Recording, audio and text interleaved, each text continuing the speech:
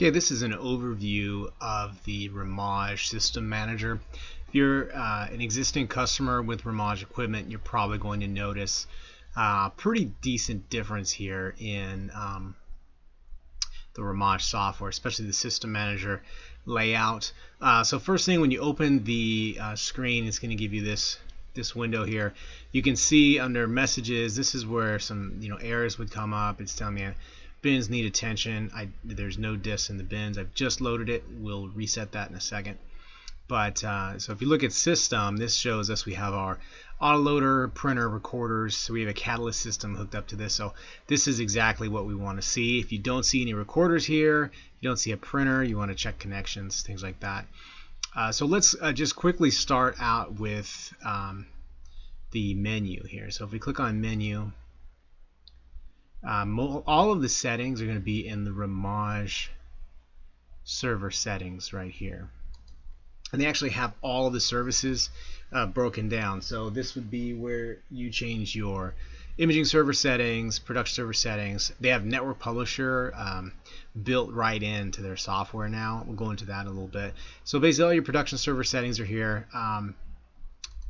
For the most part, people are changing their record speed. If you're printing, if you want to disable the rejects, people tend to do that. Read speed, caching, turn verify on and off. So all those various settings for production server are right there. Imaging server, I think most people don't really do much with the imaging server. Network Publisher watch folder. So this is actually going to look in this folder here for NWP files. Now if you are using Network Publisher, I have Network Publisher installed on this machine. A lot of my clients like the face of Network Publisher, the application a little better. So you would basically just come in here and unclick the enable and click OK. And that's going to disable their watch folder Network Publisher service. The benefit of Network Publisher here in server setting using the Rimage service is that it actually will run even if the system's not logged in. So Network Publisher, the application, has to have a Windows user logged in and start that application.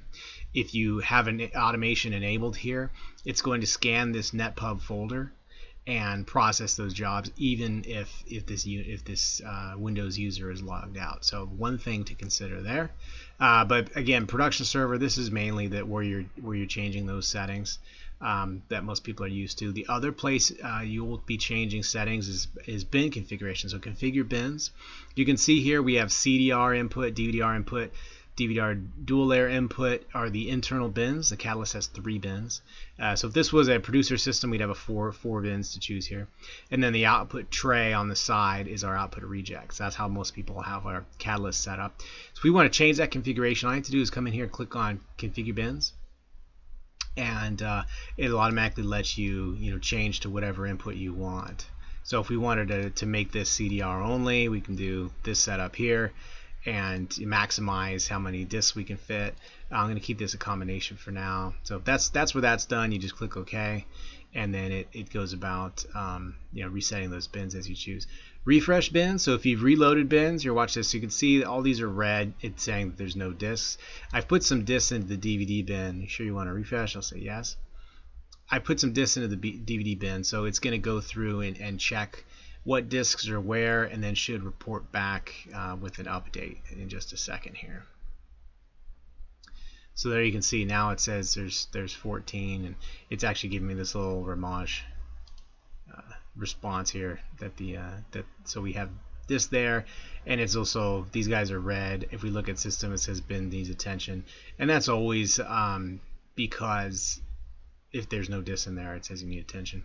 So starting, stopping, pausing a production server, you can just right click over here under Rimage Systems, and then that's it. So you've got we can pause it, stop it.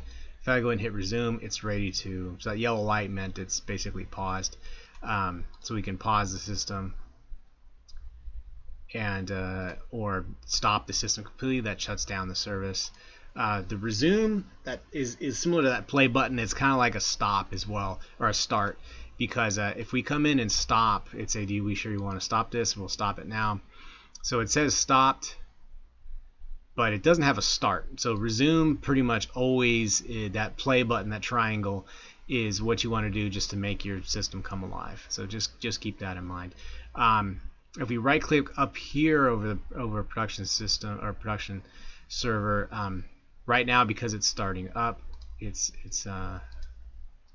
not letting us do it. But once it's started, you can click on settings here, and that's the same as going to settings here and go to the production server. So again, not too difficult. Order management is down here. I have a couple of jobs going that were already finished. You can right click on these if you want to cancel them, change number of copies, things like that. You can resume spend jobs. That's all done by highlighting a actual running job, and you can make those changes here. And then some of the heads up information here: number in process, number of copies done, copies rejected per hour. So it gives you a little bit more detail than the old system did. But that's basically it for getting around in the new Rimage software. Again, not too difficult. You can just go to menu, Rimage server settings. This is where you'll make all of your changes to recording speed and verify and that type of stuff. And then otherwise, configure bins, refresh bins, start, stop, pause is all over here just with a right click. And otherwise, I think the terminology and everything is relatively the same as the old style Rimage System Manager. So that's pretty much the overview. Should get you on your way.